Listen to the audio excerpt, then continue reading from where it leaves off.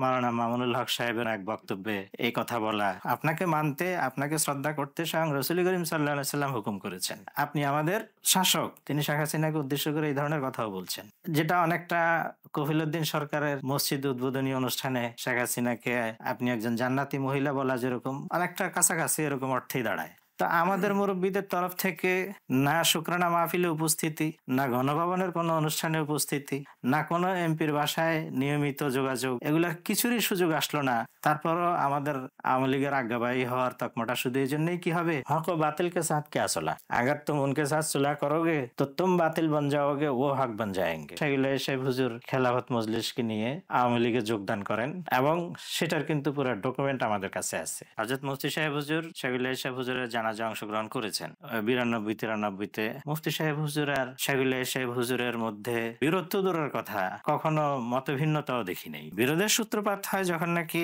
96-তে গভর্নমেন্টে আসা আওয়ামী সরকারের শেষের দিকে এসে সেগুলো সাহেব হুজুর যখন নাকি 4 দলীয় জোটে অংশগ্রহণ করেন, জোটবদ্ধ রাজনীতি শুরু করেন।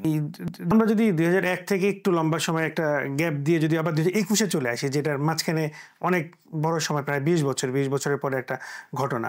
তো অনেকেই বলে আপনারা পতিত সরকার বা স্বৈরাচারী যে সরকার বা যেটাই বলে না কেন, যে ভাষাতেই বলো না কেন, তাদের আজ্ঞাবাহী হিসাবে বা তাদের কাছের লোক হিসাবে, তাদের মানুষ হিসাবে আপনারা গিয়েছিলেন, গিয়ে পরবর্তীতে বুঝে নিয়েছেন বা দখল নিয়েছেন এইটা। তাহলে আপনারা 2021 সালে আবার কেনই গেলেন আর কিভাবেই বা গিয়েছিলেন, ঘটনাটা কি ছিল?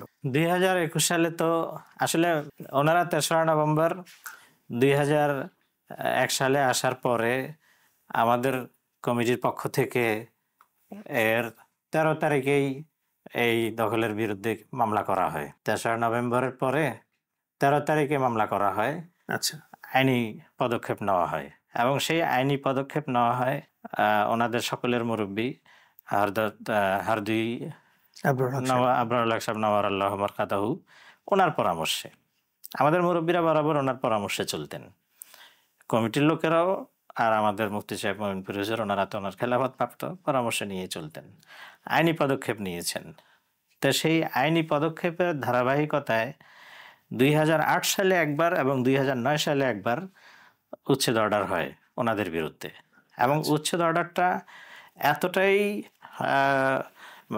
পর্যন্ত চূড়ান্ত পর্যায়ে ছিল যে ম্যাজিস্ট্রেট পর্যন্ত নিয়োগপ্রাপ্ত হয়ে গেছেন যে কোন ম্যাজিস্ট্রেটের তত্ত্বাবধানে কি হবে, এই উচ্ছেদটা কার্যকর হবে।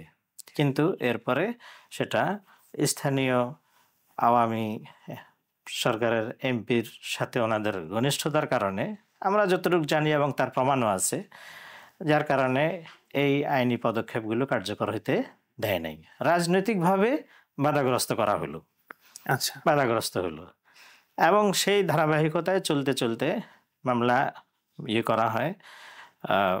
বহু মামলার বিভিন্ন ধাপে ধাপে ওনারা পাল্টা করে চ্যালেঞ্জ করতে করতে শেষ পর্যন্ত সর্বোচ্চ আদালত থেকেও ওনাদের আবেদন খারিজ হয়ে যায়। তো কিন্তু তারপরও রাজনৈতিক প্রভাবে কার্যকর হচ্ছিল না।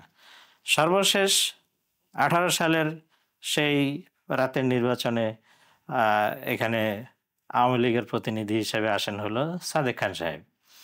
সাদেক খান সাহেব আসার পরে এই বিষয়ে উনি প্রতিশ্রুতি দিলেন যে এখানে উনি আইনকে কার্যকর হতে বাধা প্রদান করবেন না। সেই প্রক্রিয়ায় অগ্রসর হচ্ছে।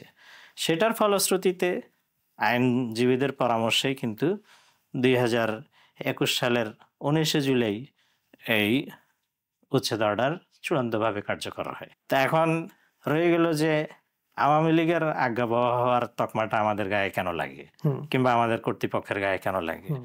আমাদের কর্তৃপক্ষের এখন আওয়ামী শাসন আমলে দুইবার উচ্ছেদ অর্ডার ফিরে গেল আওয়ামী লীগের এই স্থানীয় এমপির হস্তক্ষেপে, তাতে ওনারা আজ্ঞাবহ হলেন না। এর আগেও কিন্তু ঘটনা আছে। 2001 সালের 3রা নভেম্বরে যখন সেগুলো হুজুর ভবনে চলে আসলেন, তাহলে 2006 সাল কিন্তু হয় হুজুর ভবনে থাকাকালীন সময়। সেই হুজুর ভবনে থাকাকালীন সময় যখন বিএনপির 2001-এ যে সরকার গঠন হয়েছে সেটা শেষ সময়, ওই সময় কিন্তু সেগুলো সাহেব হুজুর খেলাফত মজলিসকে নিয়ে আওয়ামী লীগে যোগদান করেন এবং সেটার কিন্তু পুরো ডকুমেন্ট আমাদের কাছে আছে। আমরা আব্দুল জলিল, আওয়ামী লীগের সাধারণ সম্পাদক আব্দুল জলিল হুজুরের বাসায় গিয়ে একসাথে বসা সেই ছবি এবং ওনাদের যৌথ স্বাক্ষরিত যে চুক্তিপত্র, সেটার কপি কিন্তু আছে। তো ওনারা কিন্তু অলরেডি আওয়ামী লীগের সাথে জোটবদ্ধ হয়ে গেছেন 2006 সালে। 2008 সালে স্থানীয় এমপির মাধ্যমে উচ্ছেদ অর্ডার কি করলেন, প্রতিহত করলেন রাজনৈতিক প্রভাব খাটিয়ে। 2009 সালেও সেভাবে সেটা করলেন। এরপরে তো এটাকে এমনভাবে বাধাগ্রস্ত করলেন, ওনারা স্থানীয় আওয়ামী নেতাদের কারো ছিলেন ভাই, কারো ছিলেন, কেউ ডাকতেন মামা, এইসব ঘনিষ্ঠতা আছে। এরপরে প্রধানমন্ত্রীর কাছে যাওয়া, গণভবনে যাওয়া, তারপরে গিয়ে শুকরানা মাহফিলে পরিচালক হওয়া ইত্যাদি। এরপরে মাওলানা মামুনুল হক সাহেবের তখনকার কোনো এক বক্তব্যে এই কথা বলা যে আপনার ইতাআত করা এটা আমাদের দায়িত্ব, এই দায়িত্ব এটা আমরা এই সহসাই দেখলাম, এই ধরনের বক্তব্য উনি দিয়েছেন, যেটা অনেকটা কফিলউদ্দিন সরকারের এই যে মসজিদ উদ্বোধনী অনুষ্ঠানে শেখ হাসিনাকে আপনি একজন জান্নাতি মহিলা বলা যেরকম অনেকটা কাছাকাছি এরকম অর্থেই দাঁড়ায়, যে আপনাকে মানতে, আপনাকে শ্রদ্ধা করতে স্বয়ং রাসূল করিম সাল্লাল্লাহু আলাইহি সাল্লাম হুকুম করেছেন, আপনি আমাদের শাসক। তো আতিউল্লাহ ওয়া আতিউর রাসূল ওয়া উলিল আমরি মিনকুমের হাওলা দিয়ে কিন্তু তিনি শেখ হাসিনাকে উদ্দেশ্য করে এই ধরনের কথাও বলছেন। প্রধানমন্ত্রী শেখ হাসিনা, আপনি যেই হন, আপনি আমাদের দেশের শাসক। আল্লাহর নবী আমাদেরকে বলেছে আপনার প্রতি আন্তরিকতা রাখতে। কেউ বলে নাই, দুনিয়ার কেউ না, নবীজি আমাদেরকে বলেছেন আপনার প্রতি আন্তরিকতা রাখতে। এটা আমার ঈমান, আমি আপনার প্রতি আন্তরিকতা রাখবো। তা আমাদের মুরব্বীদের তরফ থেকে না শুকরানা মাহফিলে উপস্থিতি, না গণভবনের কোনো অনুষ্ঠানে উপস্থিতি, না কোনো এমপির বাসায় নিয়মিত যোগাযোগ, না কোনো এমপির মামা হওয়া, ভাই হওয়া, এগুলার কিছুরই সুযোগ আসলো না। এবং আমাদের কারো আওয়ামী লীগের দলে এরকম দল করে যোগদান করার এরকম কোনো কাহিনী নেই। তারপরও আমাদের আওয়ামী লীগের আজ্ঞাবাহী হওয়ার তকমাটা শুধু এই জন্যই কি হবে যে আমরা আওয়ামী লীগের সময়ে আমাদের এই ভবনটা ফিরে পাইছি আইনিভাবে। এটাই যদি হয় তাহলে মাওলানা মামুনুল হক সাহেব যে জেলখানা থেকে মুক্তি পেলেন সেটা কোন সময় মুক্তি পেয়েছেন? ওটা তো আওয়ামী সরকারের সময়। আমরা কি এই কথা বলতে পারবো?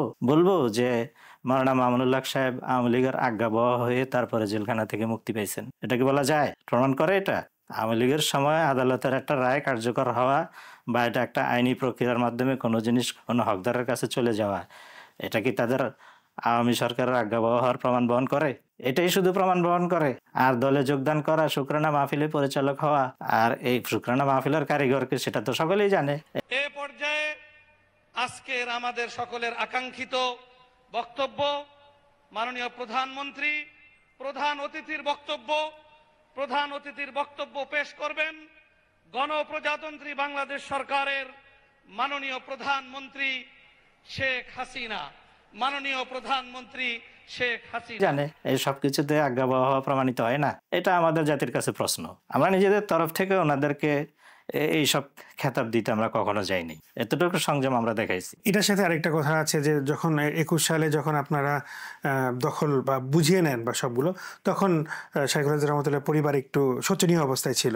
তো অনেকেই বলে যে তাদের পরিবারের এই দুর্বলতার সুযোগ নিয়ে আপনারা মামলার রায়কে প্রভাবিত করে এই সময় রায় নিয়ে এসে দখল করেছেন। বিষয়টা কি আসলে এরকম? ওনাদের পরিবারের সাথে পরিবারের দুর্বল অবস্থা বলতে কি, ওনাদের পরিবার বলতে আমরা যতটুকু জানি যে মাওলানা মামুনুল হক সাহেব তখন জেলখানায় ছিলেন।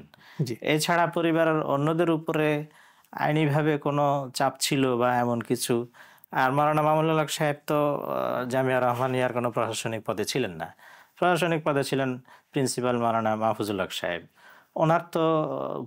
ওনার উপরে তো এমন কোনো হুলিয়া কিংবা ওনার এমন কিছু অসুবিধা আমাদের জানা ছিল না এক বিষয়ে। তো উনি তো এর সরকারের সাথে তখনও তাদের ঘনিষ্ঠতা আমাদের জানা ছিল, বাস্তবতা আল্লাহ ভালো জানে। বাকি রয়ে গেল আমরা ওনাদের দুর্বলতার সুযোগে নিতে কেন গেলাম। তো যেখানে 2008 সালে উচ্ছেদ অর্ডার হলো, 2009 সালে আরেকবার উচ্ছেদ অর্ডার হলো, তো এই দুই উচ্ছেদ অর্ডার যদি কার্যকর করতে বাধা না দেওয়া হইতো তো তখন তো তাদের পরিবারের মজলুমিয়তের অবস্থায় আমাদের আসা হইতো না, ভালো অবস্থায় আসা হইতো।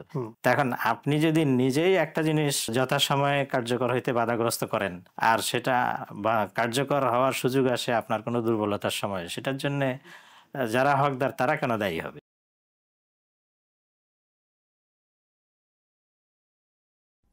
যুদ্ধের মহানায়ক ছিলেন, বাংলাদেশের স্বাধীনতার স্থপতি, সেই বঙ্গবন্ধুকে আমাদের জাতি হিসেবে ভালোবাসা উচিত। আমি আওয়ামী লীগ না করতে পারি, কিন্তু প্রয়াত একজন মুসলিম লিডার হিসেবে তাকে আমার শ্রদ্ধা করতে হয়। তার অনেক অবদান, তার অবদান শুধু 1971 না, তার অবদান 1947 সালেও ছিল। 1947 সালে আমি চ্যালেঞ্জ করলাম, আমার কোন কথা, কোন একটা অক্ষর বঙ্গবন্ধুর জন্য মর্যাদা হানিকর দেখাতে পারবেন না। ইভেন আওয়ামী লীগের দলের বিরুদ্ধে আমার কোনো বক্তব্য নাই। জানিয়েছেন হেফাজতে ইসলামের যুগ্ম মহাসচিব মামুনুল হক। কোনোভাবেই শেখ মুজিবুর রহমানের বিরোধিতা সমীচীন নয় বলে মন্তব্য করেন তিনি। দুপুরে এক সংবাদ সম্মেলনে এসব কথা বলেন তিনি। মামুনুল হক বলেন, এ বিষয়ে আমার বক্তব্য দ্ব্যর্থহীন। বাংলাদেশের স্বাধীনতা সংগ্রামের মহান নেতা বঙ্গবন্ধু শেখ মুজিবুর রহমানকে একজন মরহুম মুসলিম নেতা হিসাবে পরিপূর্ণ শ্রদ্ধা আমি করি এবং তার রুহের মাগফিরাত কামনা করি। কখনো কোনোভাবেই এমন একজন প্রয়াত মরহুম জাতীয় নেতার বিরুদ্ধাচরণ করি না এবং করাকে